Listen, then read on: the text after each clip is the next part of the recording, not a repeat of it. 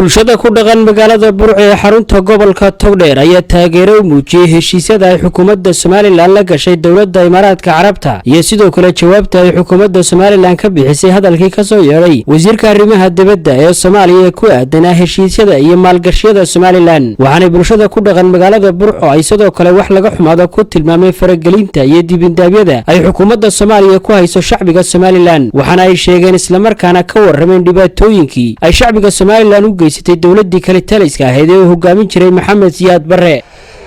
waxa la yimaadugu takartiisa ma arkay taa xagga kale ifiya gudaheeda ha ka sheekaysa xamar tii hore ee nagu dhacday baan xasuusanahay maanta ma aqbalayno wax Soomaaliland farageliya kii soo farageliyana uu ka shalaynaya adduunweynaha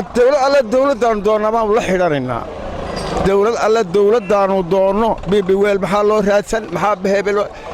Ethiopia seena sidii ninka horooday Djibouti baan seena Ingiriis baan u yeeranaa dad lagu kaftan karo maaha dad tagay weeye ninkii la haysto ee isaga qarbigu haysto ha ka sheekeeyo gudihiisa way socotay Soomaaliland dib walba waxaan u arkaa dad wax taraya dad ihmaaniyo maar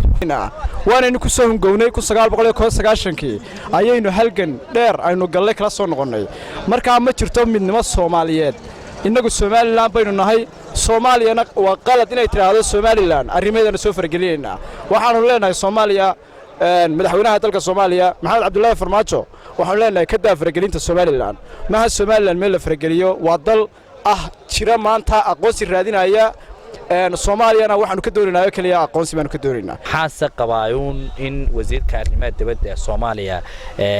yahay nin iska hadlay oo waxa weeyaan hadalkiisa aan xaqiiqada ku salayn waayo DP wali Soomaaliland imika muddo sanado ka badan ayay heshiiska ku wada jiraan wax cusub maanta maaha balse waxa laga yaabaa in arrimo kale hadalkiisa dibadda ka leexiyaan waana wax iska soo bixi doona oo Soomaaliland ka jawaabi doonto xukuumaduna way ka jawaabtay shacab ahaana anagu xukuumadda anaga xukunkii bay haysaa waa loo daba fadhiyaa go'aamada gaarayso adarda qalad baan arkaa Soomaaliya waxa ku saliday Soomaaliland daba socoto la yaabtay xaasidimadan ay ku wado waxa qarax iyo balaayo iyo wax ku dhacaya waxa xaasibada Soomaaliland ay kula dhaqmayaan waxaan leenahay Soomaaliya faraha nagala baxeen wixii hore dhacay waa looga caalamkana ooga ilaahay dadkiisna ooga haday faraha nagala bixi waayaan wallahi Farmaajo godkiisa aanu ugu imanayna iyo kaarimaha dibadda sheeganaya waxba faraha nagala baxeen adeen waxa la yiraahdaa xadiis nabiga abar sallallahu alayhi wasallam wuxuu ahaa qofka aad jeceshahay waxaad la jeclaataa khayrka la jeclow marka waxa weeye Soomaaliya waxaad moodaa inayna inala jeclayn wixii wanaaga aan ku talaabsanayso Soomaaliland ee horumar anagu waxaan ka jecel dadka shacabka ee Soomaaliyeed waxaan doonaynaa in ay horumar gaaraan ilaahay dhibaatada ka ilaaliyo waa ducayna marka waxaan jecelahay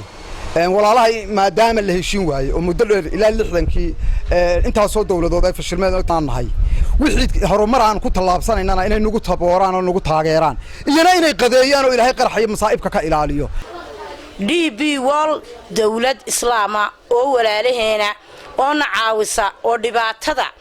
nagala xanuunsata weeyaan sida maantii dhaweyd COVID-19 oo kale waa tii diyaarada soo duurisay ee keentay waxa laale wixii qalaba ee loo baahnaa iyo dawooyinka hortag wixii la isticmaalayay noomay soo duurin Muqdisho waa walaalahayo yagaba waan u baahanay may soo duurinin waxba inagu ismaynaan tarin waxa weeyaan Soomaaliyeey waxa hadlay wasiirkii arrimaha dibadda ayaa hadlay wuxuu ku hadlay arrinaan anagu hadaan nahay Soomaaliland aanu fadhiin leeyahay maxaa yeelay waxa weeyaan Soomaaliland waa dawlad caalamka kamid ah dawladahaas la tartamaysa caalamka waxa jira dawlado badan oo aan la aqoonsan haday isleedihiin lama aqoonsan ee Soomaaliland ku bahdila maxaan idhaahday hadaladiina Soomaaliland way tagtay Khaliil Barrawran TV-ga qaranka Soomaaliland magaalada Burco.